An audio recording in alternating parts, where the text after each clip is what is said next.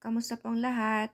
Kaysa bumili ako ng siomai sa labas, gagawa na lang ako ng homemade siomai. Ang mister ko kasi mahilig siya siomai, kaya pinag-aralan namin kung paano gumawa ng siomai dahil mahal ang siomai sa supermarket. So yan, bumili ako ng 1 kilo nga giniling na baboy at hinugasan ko na rin. At meron akong 3 carrots dito at i-chop ko ito ng pino.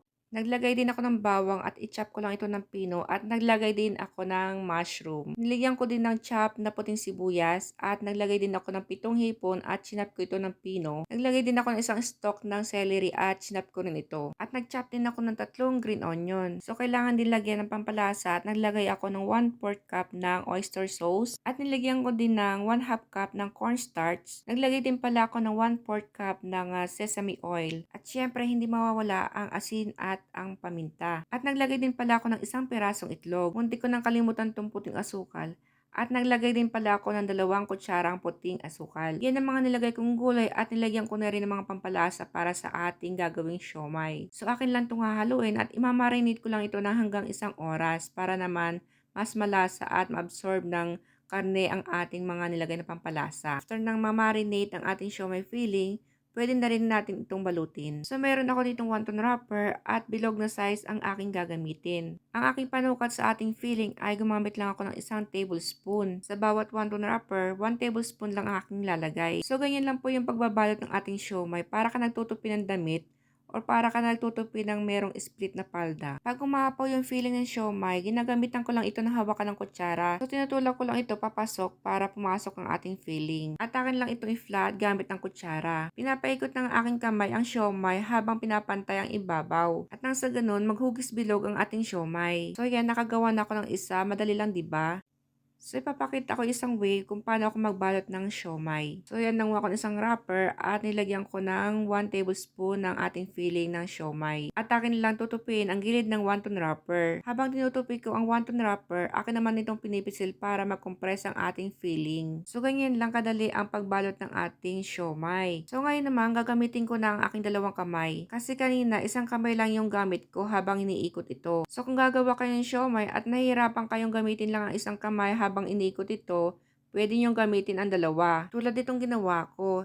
Yung 1 kamay, siya yung nag-iikot at yung 1 kamay naman, nilagay ko sa ilalim para siya nagsusupport at para maging bilog ang ating siomai. So, ganyan lang kadali gumawa ng siomai kaysa bumili pa sa labas, magkano 1 piraso, tapos maliliit pa. Kung gagawa ka ng homemade, pwede mong damihan pa ng filling. Siyempre, hindi mo natitipirin yung mga ingredients, diba? Itong ginagawa kong siomai, panggamit lang namin ito sa bahay. At nilalagay ko lang ito sa freezer para meron kami stock. Para anytime na gusto namin kumain ng siomai, meron kami agad lulutuin. At hindi na namin kailangang bumili pa sa supermarket. At sa tuwing naubusan na kami ng siomai dito sa bahay, gumagawa ulit ako ng siomai. Pag bibili kami sa labas ng siomai, ilang piraso lang, ikatumbas na ng siomai yung binibili namin yung mga ricadong ginagawa ko ngayon. Kaya pag gumagawa ko ng siomai, marami na ako nagagawa. Katumbas ng presyo ng siomai sa labas yung mga ricadong aking gagamitin. Pwede rin itong pagkakitaan o gawing negosyo. Nasa sa inyo na lang kung anong size ang gagamitin niyo sa pag-scoop ng filling. Dahil ang gamit ko ay 1 tablespoon, pwede niyo naman gamitan ng 1 teaspoon lang. Kung ito ay gagawin nyong negosyo. At depende na rin sa inyo kung magkano ang benta ninyo dahil itong gawa ko malalaki itong gawa ko. Kaya sulit itong ginagawa ko kaysa bumili pa sa labas. At kung ito'y gagawin yung negosyo, pwede nyo naman itong lagyan ng breadcrumbs.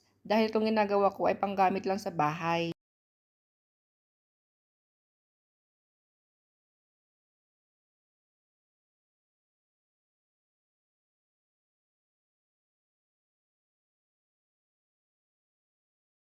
So ito, tapos na ako magbalot ng siomai at nakagawa ako ng mahigit 100 siomai. O, di ba, sulit? At ngayon naman, naglalagay ako ng mantika sa steamer. Siyempre, kailangan ko tikman ang siomai. Malit lang itong steamer ko, kaya ito lang yung may lalagay ko sa ating steamer. Nakapaglagay ako ng 10 piraso. So, ito luto na yung siomai na aking in-steam at akin nang hahanguin at akin nang matitikman ang aking gawa. So, yan, nakikita niyo naman, di ba, yung siomai malalaki, kaya sulit na sulit, di ba? At syempre, mas masarap kung merong kalamansi at merong sausawan. Yung nilagay kong sausawan ay may kasama ng toyo at chili oil. At nilagyan ko ng chop na green onion ang ating siomai. Depende na lang sa inyo kung gusto niyo maglagay ng chop na carrots or green peas. Or depende na lang sa inyo kung gusto niyo lagyan ng garnish sa ibabaw ng siomai. So, yan, ready nang kainin ang ating siomai.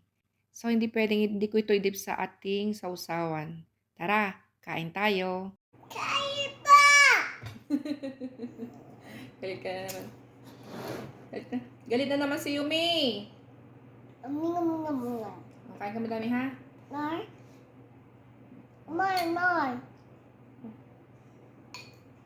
Be careful hot to.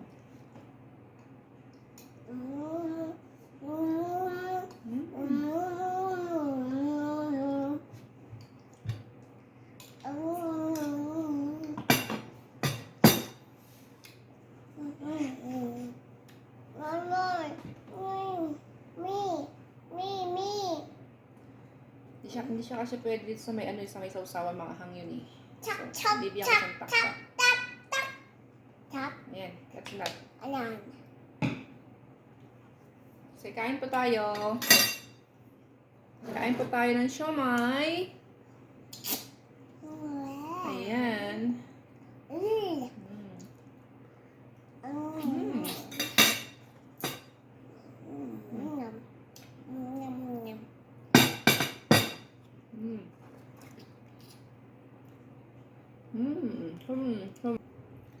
Sarap na. Tapos itong tira kayong tanghali na sinampalukang at bituka ng baboy. Manghang yung sauce ng siomay. Kaya binigyan ko na lang siya ng yung tak-tak, yung sa Maggi. Tak. Nakaisa na. Nakubos na yung isa. Yummy? Hindi. Nakahingi lang pala yung wrapper. Sarap.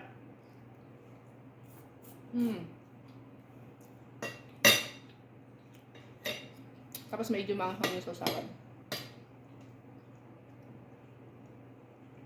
Nausin sa piraso.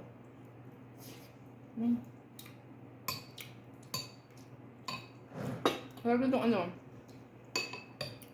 sinampalukang bitukan ng baboy.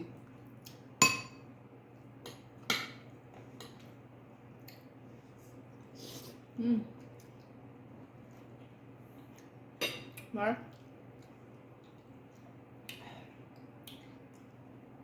Before the tak. Baba mo yan. Tak. Oh, okay. Oh, it hurts. My hand hurts. Dahan-dahan ka kasi. What's this? Sikain po tayo. Bye tayo! Hindi ka naman galit.